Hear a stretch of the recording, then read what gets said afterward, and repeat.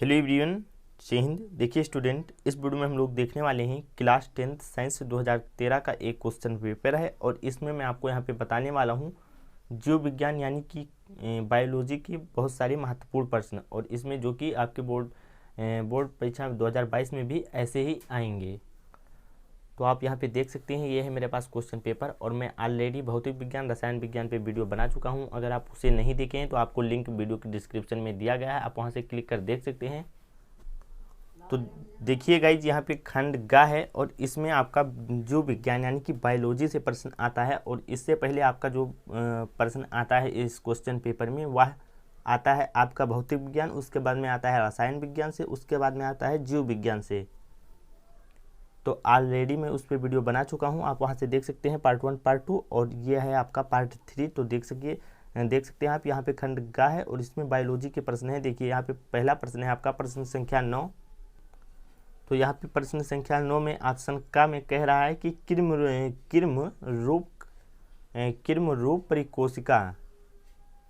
रूप परिशोषिका, ठीक है, परिशोषिका भाग है, किसका भाग है? तो यहाँ पे आपको 4 विकल्प दिया गया है, इन चारों में से आपको बताना है।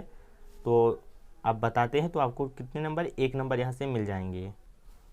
तो देखिए यहाँ पे कह रहा है कि किर्म रूप परिशोषिका का भाग है। ऑप्शन पहला है क्षुद्रांत का, और दूसरा है आपका जो कि दूसरा है वृहद्रंत्र का, और तीसरा है ऑप्शन सिक्किम का, और जो 4 नंबर पर है वह है कोलन का। तो किर्म रूप परिशोषिका का भाग है, इन चारों में से कोई एक सही है। ऐसे ही आपका मतलब आपका 2022 में 4 अप्रैल को आप पेपर आएगा, इसमें से आपको एक चुनना होगा जो कि सही होगा। तो आप अपने बोर्ड एग्जाम में ऐसे ही लिखना, जो कि सही होगा उसे।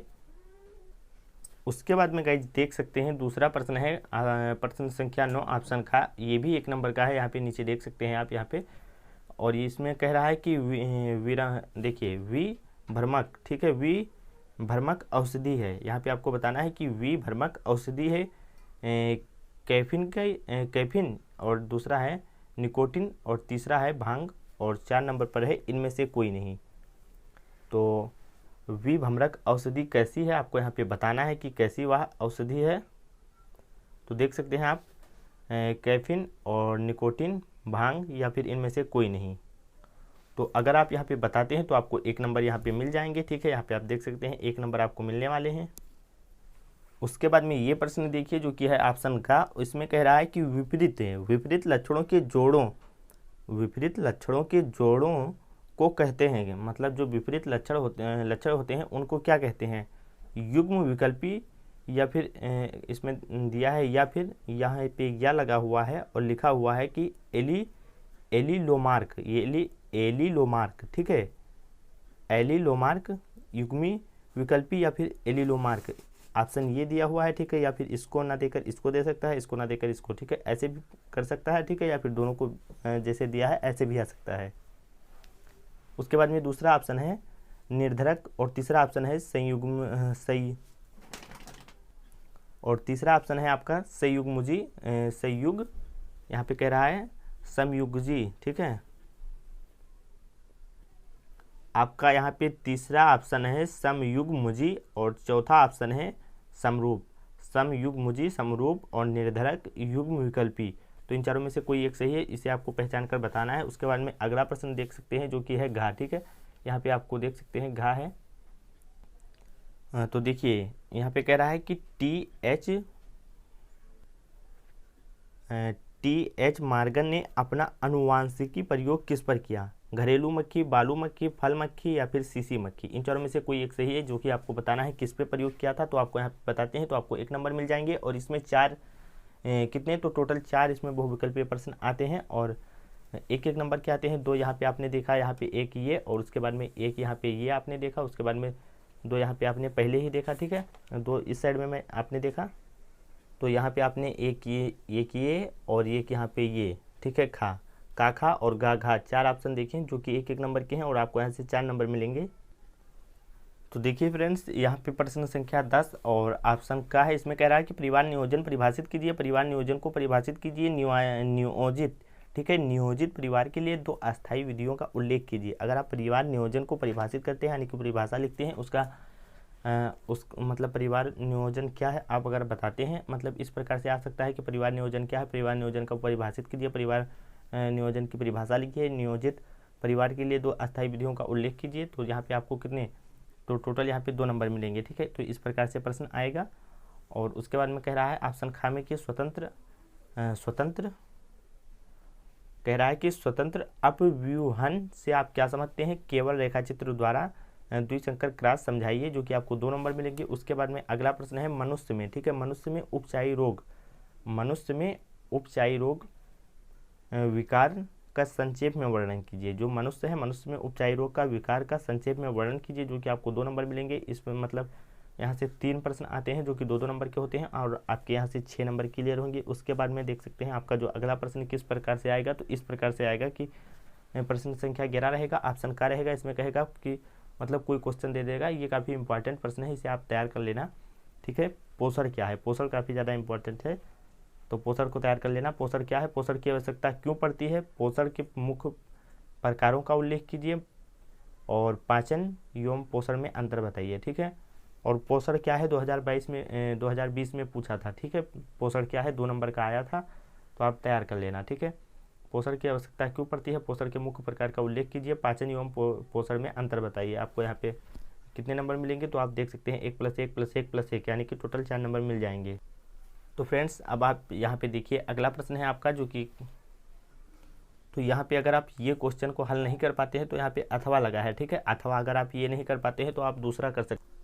तो अगर आप वह क्वेश्चन नहीं कर पाते हैं तो आप यहाँ पे दूसरा भी कर सकते हैं, ठीक है। निम्नलिखित देखिए दूसरा क्वेश्चन अगर वो नहीं कर पाते हैं तो आप यहाँ पे दूसरा कर सकते हैं और आपको सेम नंबर मिलेंगे। यहाँ पे भी 1 + 1 + 1 + 1 यानी कि टोटल 4 नंबर।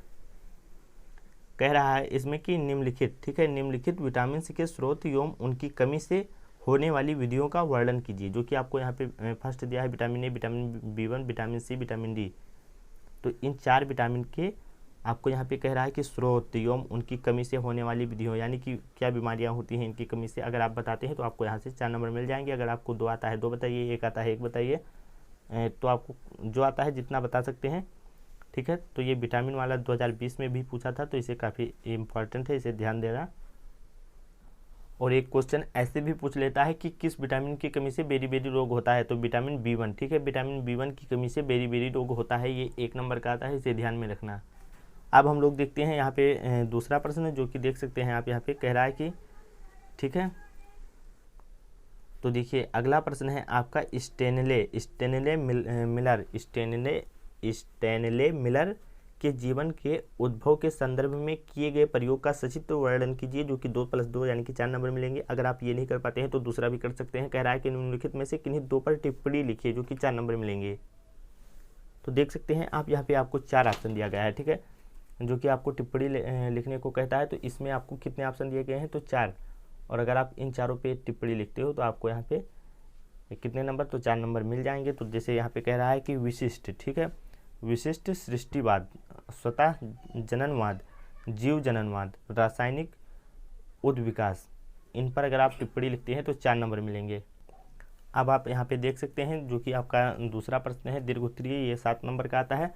तो कह रहा है कि रुधिर परिवहन को परिभाषित कीजिए, ठीक है। आपको यहाँ पे रुधिर जो है, रुधिर परिवहन यानी कि ब्लड, खून, रुधिर परिवहन को परिभाषित करना है, यानी कि उसकी परिभाषा देना है। खुला, बंद तथा दोहरा रुधिर परिवहन तंत्र को समझाइए, आपको यहाँ पे समझाना भी है। और रुधिर की संरचना एवं कार्यों का वर्णन कीजिए, ठीक है। तो देख सकते हैं आप यहाँ पे कह रहा है कि रुधिर परिवहन को परिभाषित कीजिए, खुला, बंद तथा दोहरा रुधिर परिवहन तंत्र को समझाइए, रुधिर की संरचना एवं कार्यों का वर्णन कीजिए। यहाँ मतलब समझाना यानी कि लिखना ही है, ठीक है। तो आपको यहाँ पे बताना है, ठीक है, लिखकर। तो यहाँ पे आपको 7 नंबर मिल जाएंगे। अगर आप ये नहीं कर पाते हैं तो ये करिए, ये काफ़ी ज़्यादा वेरी इंपॉर्टेंट प्रश्न है, इसे आपको तैयार कर लेना है, ठीक है, इसे आपको तैयार कर लेना है।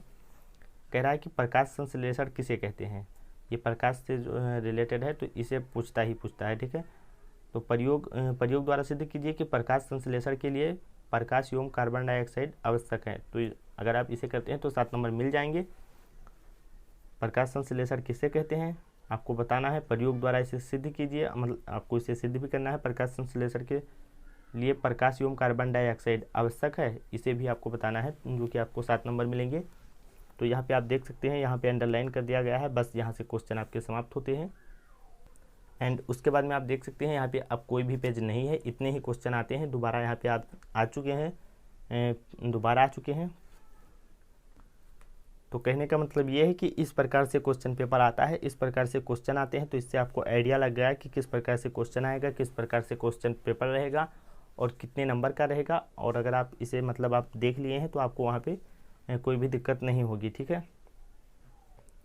तो मैं आप यहाँ पे आशा करता हूँ आप इस सारे क्वेश्चन पेपर के सारे क्वेश्चन को समझ गए होंगे। तो मिलते हैं एक न्यू वीडियो में, तब तक के लिए धन्यवाद। और अगर आप चैनल को सब्सक्राइब नहीं किए हैं तो ज़रूर कर लेना।